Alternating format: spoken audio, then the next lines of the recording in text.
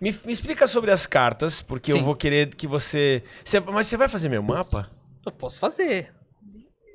Tá. Você Como me é que manda, vai eu ser faço. isso? Não, você me manda, eu faço. Ah, A gente depois? conversa. A gente conversa. Ah, não é aqui agora? Não, porque eu tenho das minhas tabelas pra calcular tudo. Ah, você não conseguiria fazer agora? Não. Tá bom, eu te mando, você faz. É, Até aí eu porque olho. você filtra essas respostas. Não, porque eu sei se meu coração filtro. tá pronto. Não, eu filtro tudo. Tá.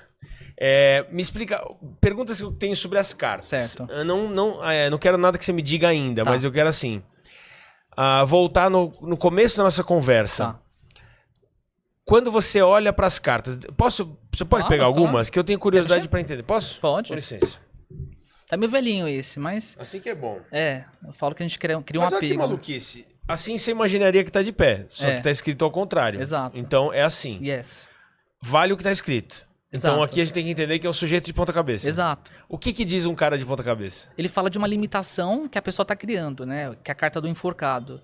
Então, de novo, né? Se o tarô ele surge naquela época medieval, né? Então, o cara enforcado, ele fez alguma coisa, ele tá sendo culpado de alguma coisa, né? Então, essa carta, ela fala muito de comportamentos onde a pessoa, ela tá se limitando, ou ela tá se apegando sem necessariamente estar, né?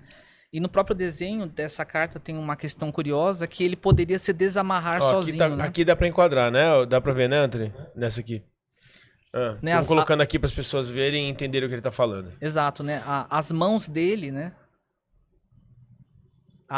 As mãos dele, na verdade, estão livres, né? Então ele poderia se desamarrar, mas ele prefere continuar nessa posição, né? Então ela fala daqueles momentos na nossa vida que a gente se apega a coisas que não precisa, ou traumas, né? Que acabam impactando o nosso comportamento. Por exemplo, essa aqui, The Fool, o tolo. Se alguém vira essa carta, seria o quê? Ele é o grande cara do tarô, é o louco, né? Ou, na minha concepção, essa carta ela representa Deus também. Porque o louco no tarô, ele, na verdade, ele não teria número, né? A gente coloca o 0 por uma questão, né? Seria 0 ou 22. Ele anda por todo o tarô, ele que dá vida para todo o tarô. Né? Então, o louco ele pode ser qualquer carta e ele representa algo que está fora de controle. Né? Você não consegue dar um nome para ele, você não consegue trazer colocar ele numa caixinha, né? Mas quando você abre essa carta, ela não é diante de uma pergunta específica? Sim. Ah, é? Sim. Mas quando abre várias? Aí você vai fazer dentro de uma composição. Por exemplo, a cliente pergunta, meu marido vai ficar comigo? Aí sai a carta do louco. O louco representa a liberdade, é uma coisa que eu não consigo segurar. Então essa mensagem tá aparecendo, ela é contrária à pergunta da cliente. Então eu sei que o cara não vai ficar, né? Porque é uma carta de liberdade, né? Essa carta a gente associa, às vezes a gente fala, o cara vai um dia, vai dar um louco nele. Ele vai acordar e vai embora, né? Então, é o que não consegue se segurar, o louco, né? E a força está no acaso do embaralhar e o destino tá em onde eu puxar? Exato. Eu tenho algumas teorias, né? Eu não acredito que o tarô, ele traga uma resposta do espiritual, tá? Para mim o tarô, ele vai funcionar como uma sincronicidade. Então, não sei como que isso funciona, mas é a minha teoria. Quando você faz uma pergunta, é como se você está juntando aquelas informações, aquela rede de informações. Por similaridade, essas informações elas vão cair em algum tipo de oráculo. Numa carta, num búzio, numa astrologia horária, que é uma astrologia que a gente faz para a pergunta. Então, é como se eu tenho um pedaço de bolo de laranja, mas eu tô pegando uma partícula dele que tá aparecendo na carta, né? E aí o tarólogo vai fazer a interpretação disso. Eu tô fazendo um exame de sangue, eu tô tirando um pedacinho de uma informação para conseguir ver uma perspectiva, né? Mas aquele pedacinho ele é igual ao todo o resto. Exatamente. Mas nas cartas não. Exato. Só que pensa que ela vai me trazer símbolos. Então essa junção de símbolos é onde eu consigo obter a minha interpretação. Existe uma ressonância. Então, por exemplo, quando eu faço a pergunta, o meu marido vai ficar comigo, é como se eu estou juntando probabilidades nesse campo. Tá aí, pegou. Eu estou juntando as probabilidades desse campo. É como se lá nesse mundo de probabilidades está me dizendo não. Então a carta que vai sair, ela vai corresponder a isso. Né? Para mim, não é um espírito que sopra as respostas ou uma entidade que está ali. Né? Por isso as pessoas às vezes falam, eu preciso estar presente para jogar o tarô. Eu falo, não precisa estar presente. Né? Não é a sua mão. Não depende da minha mão. Não. Claro, você faz online, não é a minha mão. Exato. Ou quando a cliente pergunta... Energeticamente eu tô ligado a isso? Exato, seria energeticamente, ou a gente poderia falar nesse campo de informações. Eu acredito que a gente tem um campo de informações que fica ao redor da pessoa, seja uma aura, ou seja uma...